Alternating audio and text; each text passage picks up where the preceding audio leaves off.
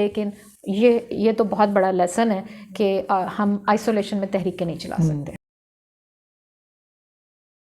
اچھا بشرا صاحبہ، ایک ابھی خواتین کی نمائندگی کی بات کی آپ نے کہ 33% ہونی چاہیے. آپ کو یاد ہوگا مشرف دور میں اس پہ کافی کام بھی ہوا، اسمبلیوں میں بھی خواتین گئیں، لوکل گورنمنٹ میں بھی اس کا حصہ بنی. لیکن ان میں سے شاید بہت سی ایسی تھیں جو بس گنتی پوری کرنے والی تھی، مطلب ان کی کارکردگی پولیٹیکلی بھی اتنی کوئی نہیں تھی زیادہ، اور ظاہر ہے قوانین کے حوالے سے تو بہت اور طرح کا مزاج چاہیے. بہت محدود خواتین تھیں، وہ اب بھی موجود ہیں جو گراس روٹ لیول سے پولیٹکس کر کے آئی ہیں. ان کا مزاج اور ہے. یہ جو ممی ڈیڈی کلاس ڈال دی جاتی ہے بالخصوص خصوصی نشستوں پہ، وہاں تو ٹکٹیں ہیں نا جی آسانی سے. تو اس کا ابھی جو آپ تقاضا کر رہے ہیں، اگر پھر ایسی صورتحال ہوگی تو کیا فائدہ ہوگا؟ اچھا، ایک تو یہ ہے کہ جب ہم خواتین کا یہ والا تجزیہ کرتے ہیں نا کہ ہم نے مانگی اتنی سیٹیں اور ملی اور پھر عورتوں کو موقع ملا کہ وہ آئیں، تو ایک تو اس کو بھی آئسولیشن میں ہم نہ دیکھیں. یہ ہمارا ایک منحاص القوم ایک مزاج ہے کہ جب بھی کبھی کوئی ریسورس سامنے نظر آتا ہے تو ہمیں سب سے پہلا خیال اپنے گھر اور اپنے دوستوں احبابوں کا آتا ہے کہ کیوں نہ یہ موقع ہم ان کو ہی دے دیں. ہم آگے تو جانے ہی نہیں دیتے، بانٹنے والا کام تو کرتے ہی نہیں ہے نا. تو یہ آپ پولیٹیکل پارٹیز دیکھ لیں، ان میں بھی یہی مزاج آپ کو ملے گا. ہم اپنے خاندانوں میں دیکھیں، وہاں یہ مزاج ہے. اپنے دفاتر میں دیکھیں، یہاں تک کہ نہ صرف آپ اپنے رشتے میں فوراً کہیں پھنس جاتے ہیں نا، آپ اپنے مسلک کے اندر بھی کہیں پھنس جاتے ہیں.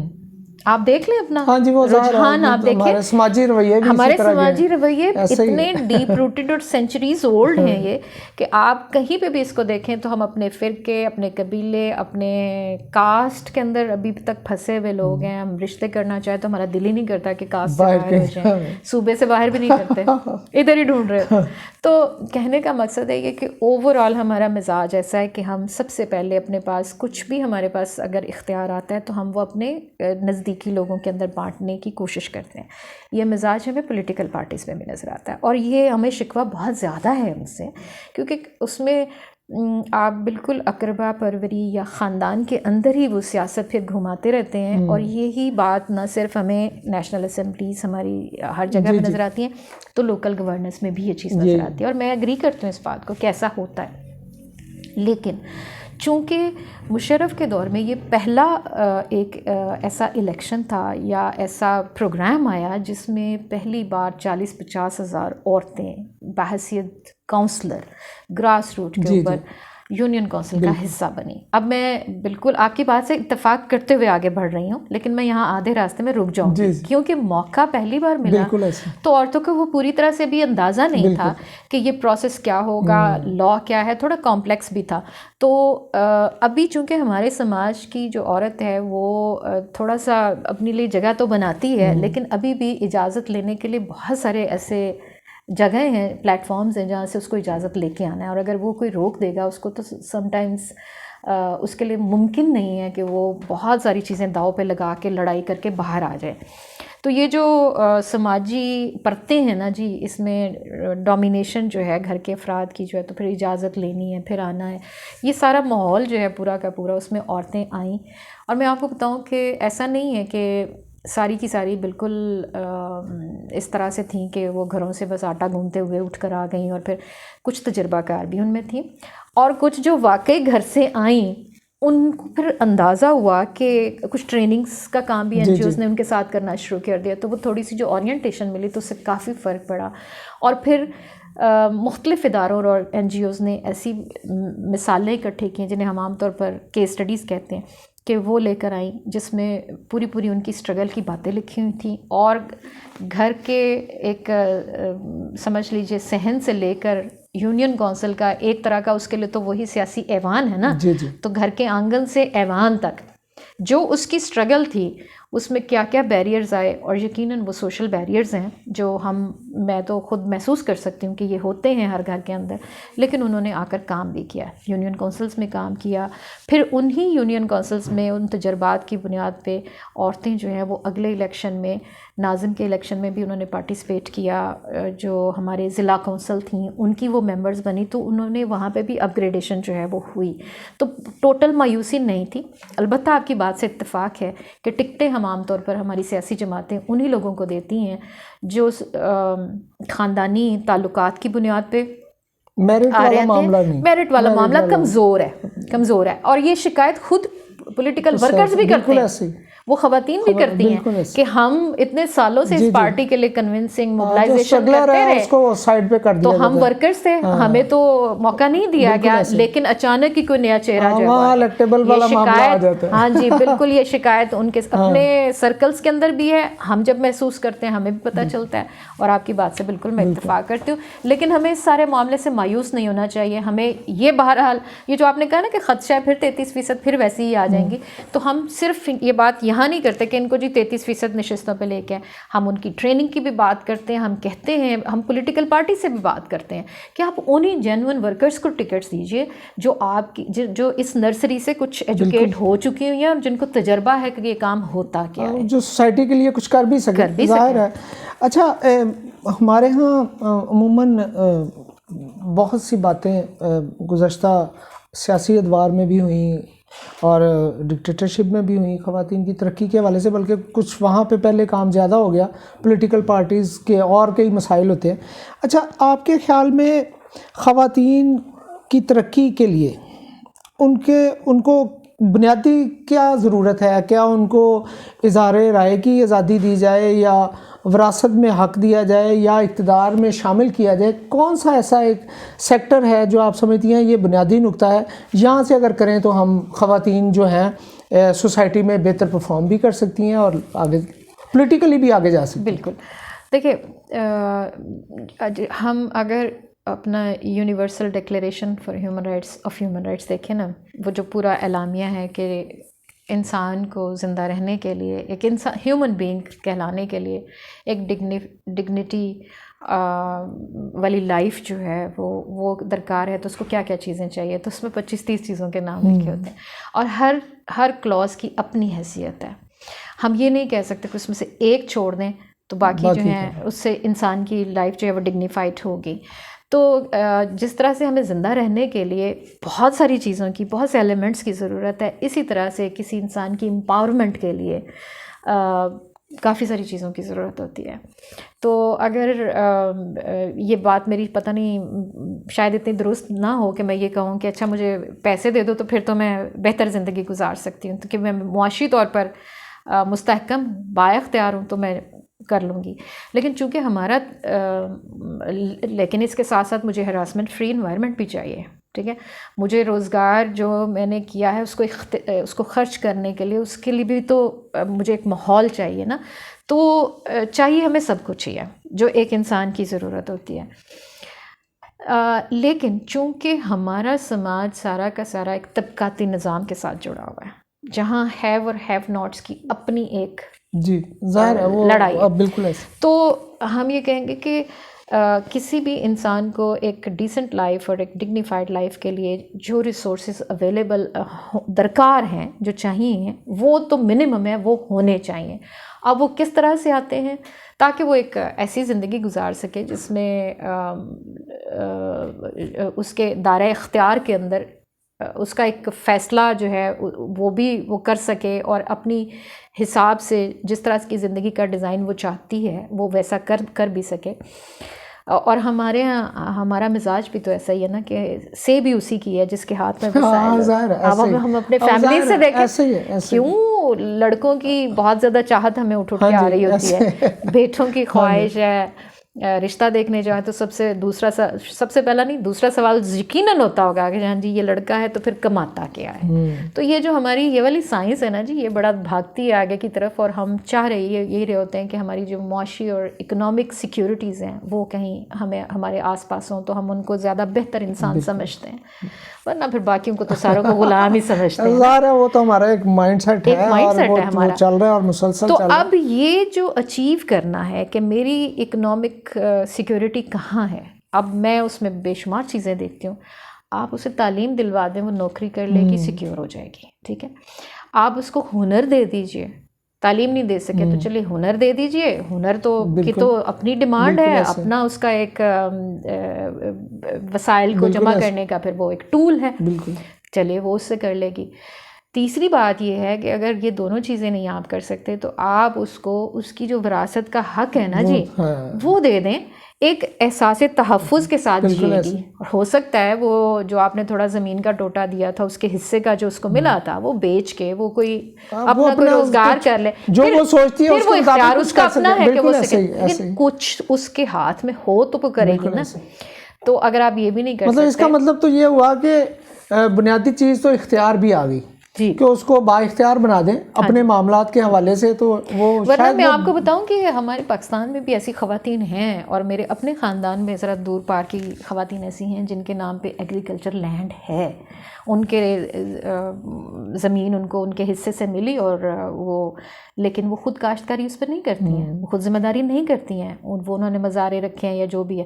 تو پریکٹیکلی ان زمینوں کے اوپر ان عورتوں کا اختیار نہیں ہے. ہاں البتہ ان کے نام لگ گئی، کیونکہ پاکستان میں کچھ پچھلے 5-7 سالوں میں جو وراثتی حقوق کے تحفظ کرنے کے قوانین ہیں ان کے کچھ پروسیجرز میں تبدیلیاں آئی ہیں، جس سے اب اس کی وراثت کا حصہ غصب کرنا یا ہتھیار لینا اتنا آسان نہیں رہا ہے.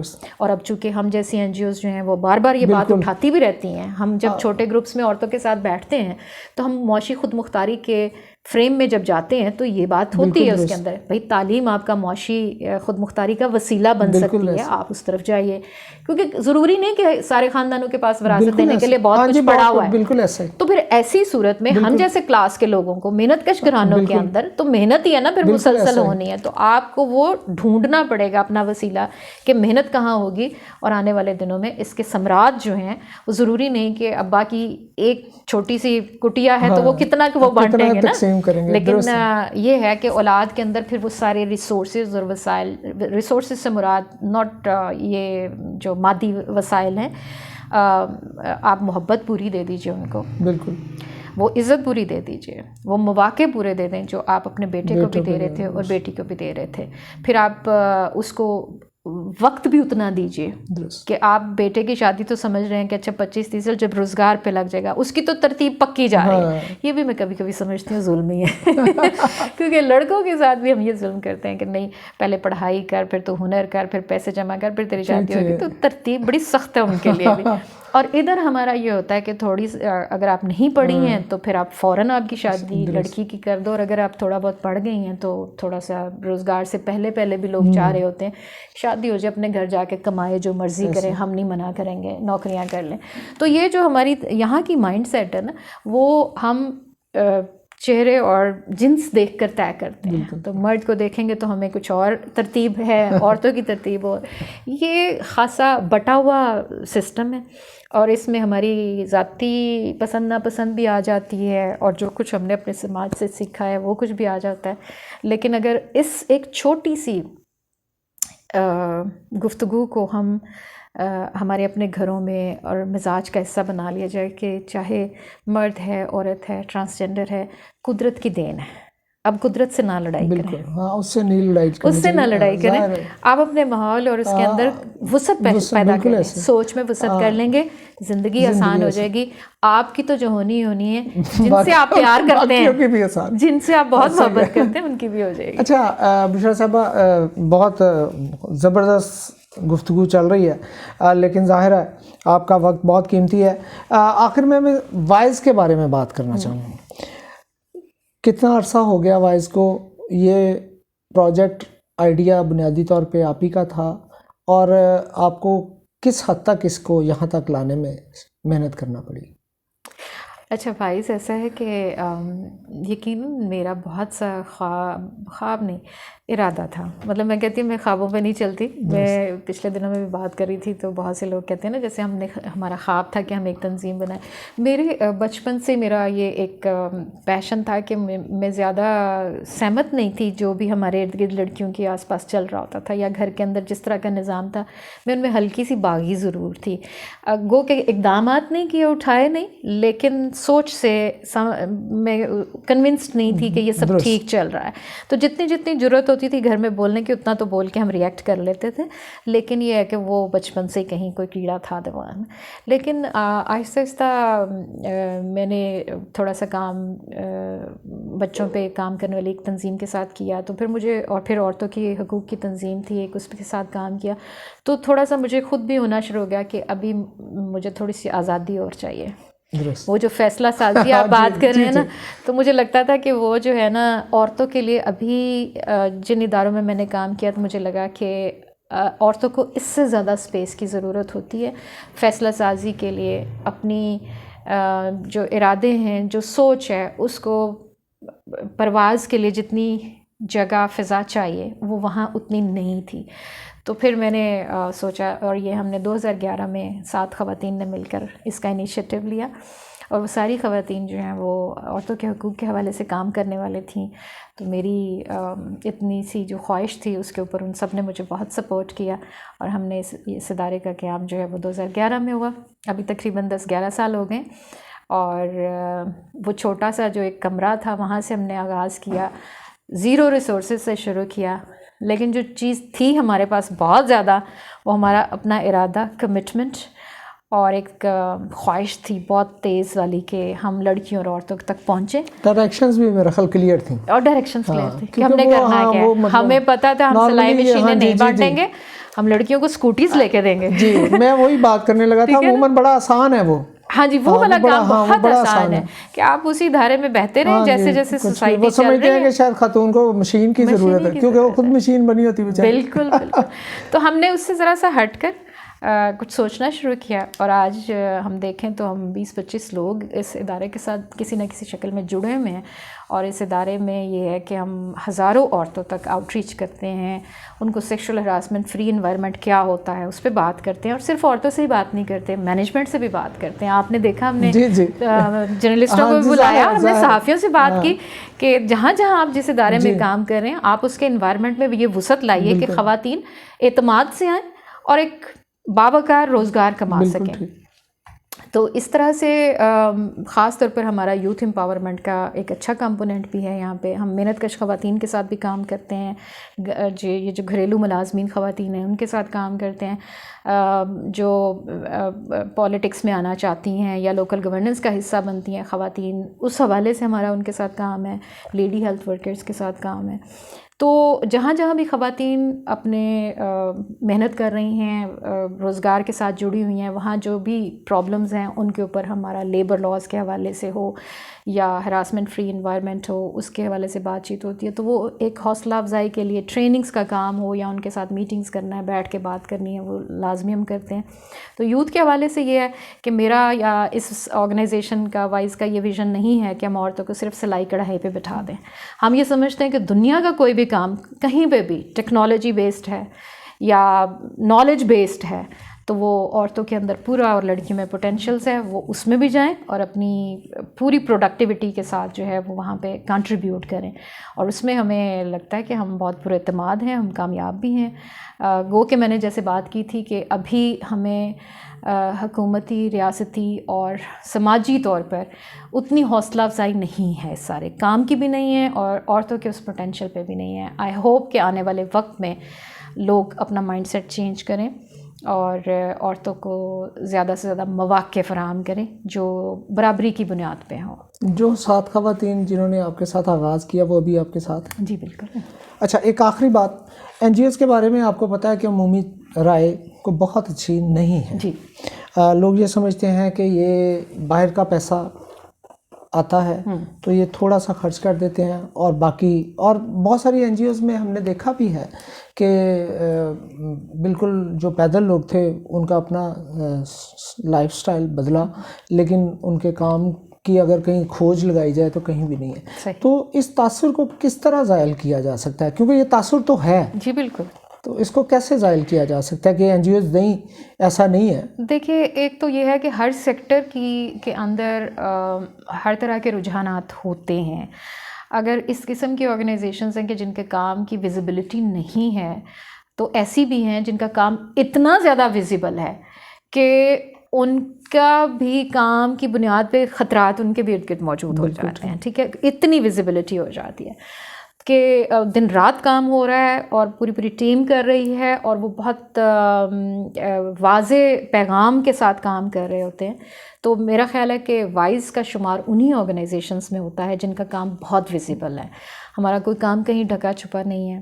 ہمارے جتنا کام ہوتا ہے وہ ایک پروفیشنلی ڈاکومنٹیشن کا ایک پورا پروسیس ہے، چاہے اس میں 1 روپے کا بھی خرچہ ہے اس کی بھی ڈاکومنٹیشن ہو رہی ہے، اور جہاں ہم نے خرچ کیا وہاں کی بھی ڈاکومنٹیشن ہو رہی ہے. تو اس لحاظ سے پورا ریکارڈ جمع کرنا پروفیشنل انداز میں یہ بہت ضروری ہے، اور تمام آرگنائزیشن، تمام اداروں کو کرنا چاہیے. اس کے ساتھ ساتھ میں سمجھتی ہوں کہ یہ جو تاثر ہے کہ ان کے پاس پیسہ بہت آ جاتا ہے، یہ تاثر میں حقیقت ذرا سی کم ہے، بظاہر آپ کو لگتا ہے. کیونکہ عام طور پر آپ نے دیکھا کہ چھوٹا دفتر ہو یا بڑا، ہم وہاں پہ ٹریننگز کے لیے یا موبلائزیشن کر کے لوگوں کو اپنے دفتروں میں نہیں لاتے. یہ کافی ساری آرگنائزیشن کا یہی رجحان ہے. تو ہم لوگ ہوٹلز لیتے ہیں اور وہاں پہ بیٹھ کے بات چیت کرتے ہیں، تو وہ پہلا تاثر وہیں سے شروع ہو جاتا ہے کہ یہ تو ہوٹلوں میں ہی سارا ٹائم گزارتے ہیں اور یہاں کھانے کھلاتے ہیں، اور اس طرح سے ہوتا ہے. جو میں سمجھتی ہوں کہ ہمیں تھوڑی سی اس میں اپروچ میں تبدیلی کرنی بھی چاہیے، لیکن کئی دفعہ یہ مجبوری بھی ہوتی ہے. یہ دونوں چیزیں ہیں ہمیں. لیکن یہ ہے کہ بہت ساری این جی اوز جن کو میں جانتی ہوں، جن سرکل کے ساتھ میں اپنے آپ کو ایسوسیٹ کرتی ہوں یا یہ ادارہ کرتا ہے، یا جن الائنسز کے ہم ممبرز ہیں، ہم وہاں یہ باتیں گفتگو بھی ہوتی ہے، اور ہمارے کام کا بہت سارا حصہ جو ہے 80-90% ہمارے کام کا جو حصہ ہے وہ گراس روٹ پہ عورتوں کے ساتھ ہوتا ہے. تو ہمارے نیٹ ورکس موجود ہیں، چونکہ عام طور پر میڈیا ہمارے ساتھ وہاں نہیں جاتا گلی محلے میں، جہاں ہم سیمینارز بھی کرتے ہیں، جہاں ہم عورتوں کی چھوٹی چھوٹی بیٹھکوں میں میٹنگز بھی کرتے ہیں. تو چونکہ آپ وہاں نہیں جاتے تو بہت سارا تاثر جو ہے وہ یہ بھی ہوٹلز کی وجہ سے ہو جاتا ہے. یا یہ ہوتا ہے کہ یہ تو غیر ملکی دورے بہت کرتے ہیں، لیکن یہ ہے کہ وہ چونکہ غیر ملکی دورے بھی ہم اپنے ریسورسز پہ نہیں کرتے، جو ہوسٹ کرتی ہے آرگنائزیشن، اور وہ آپ کے سیکٹر میں بھی ہوتا ہوگا کہ آپ کی بھی ایسوسیشنز ہیں، فاؤنڈیشنز ہیں جو جرنلسٹوں کو بلاتی ہیں، وہاں پہ وہ اکٹھے ہو کے ایک دوسرے سے سیکھتے ہیں، بات چیت کرتے ہیں. بالکل اسی انداز سے یہاں پر بھی ہو رہا ہوتا ہے. اور جو آپ نے بات کی نا کہ کس طرح سے تاثر کو غلط کیا جائے، اس میں ایک اور چیز بھی شامل کر لیں جو آپ نے ہائی لائٹ نہیں کی، میں کر دیتی ہوں. عورتوں کی تنظیموں کے حوالے سے ایک مخصوص قسم کا تاثر موجود ہے، اور وہ تاثر تعصب کی بنیاد پہ موجود ہے، کیونکہ ان کو یہ لگتا ہے کہ یہ عورتیں شاید مغربیت کا کی اثر پہ ہیں، کے اثر کے نیچے ہیں، اور چونکہ فنڈز بھی آتے ہوں گے باہر سے، تو پھر جو وہاں ہو رہا ہے وہی یہیں پہ. پہلی بات تو ہے کہ ہم home grown NGOs ہیں، یہیں کے لوگوں نے بنائی ہیں، یہیں سے چلا رہے ہیں. البتہ علم آپ کو کہیں سے بھی مل رہا ہو، اگر آج کیا ہمیشہ سے اگر آپ نے اس پہ باؤنڈریز لگا دیں اور آپ نے کہا یہ فلانے ملک کا علم ہے، ہاں اس کو آپ تحقیق کے ساتھ اپنے کانٹیکسٹ کے ساتھ ملا کر دیکھیے، اور ضرور اس کو لینا چاہیے. اور آج تو ڈیجیٹل دور ہے، ہر چیز آپ کی بھی ایکسیس میں ہے، میری بھی ایکسیس میں ہے، لیکن ہمیں ایک سکینر اور ایک وہ فلٹر ضرور لگانا چاہیے. ہم نے کیا سیکھنا ہے، کیا سکھانا ہے. لیکن اگر آپ پابندیاں لگا لیں گے اور تعصب کی بنیاد پہ ایک تاثر کو ہوا دیں گے تو وہ شاید بہت غلط ہوگا. ہمارے یہاں آپ دیکھیے کہ بہت سارے طبقات ایسے ہیں خواتین کے اندر بھی کہ جن کے حقوق کے تحفظ کے لیے وہ خود ابھی وہ لڑائی نہیں لڑ سکتے، تو وہ ان کو ضرورت ہے، بیرونی مدد کی ضرورت ہے. تو ہماری جیسی چھوٹی چھوٹی سوشل آرگنائزیشنیں جو یہاں کی ہوم گرون ہیں، یہاں بنی ہیں، اور ہم اپنے ہی پاکستانی لاز کے انڈر رجسٹرڈ ہیں، اور ہم پابند ہیں کہ ہم پبلک کو بھی جواب دیں ہیں، اور ہم ان لاز کے اندر جو اکاؤنٹیبلٹی متعلقہ ادارے ہم ان کو بھی جواب دیں. تو یہ وائز جو ہے وہ اس بات پہ بالکل اوپن ہے کہ ہمارے متعلقہ ادارے آ کر پوچھیں کہ ہمیں فنڈز کہاں سے آئے اور ہم نے کہاں خرچ کیے، تو ہم حساب دینے کے پابند ہیں اور ہم دیتے ہیں. تو یہ اسی طرح سے بہت سی آرگنائزیشنز ہیں جو اپنے کام کو باقاعدہ پاکستانی قوانین کے مطابق چلاتی ہیں، لیکن کبھی کبھی باتیں صرف تاثر کی بنیاد پہ ذرا سی نیگیٹو ہو جاتی ہیں، تو اس کا میں آپ کو سچی بات بتاؤں کہ اس کا نقصان نہ صرف ان سماجی عوامی نمائندہ تنظیموں کو ہوتا ہے بلکہ ساتھ ساتھ اگر آپ ان تنظیموں کے لیے ہمارے ملک میں اگر فضا موزوں نہیں ہے تو پھر بات وہیں نہیں رہ جاتی.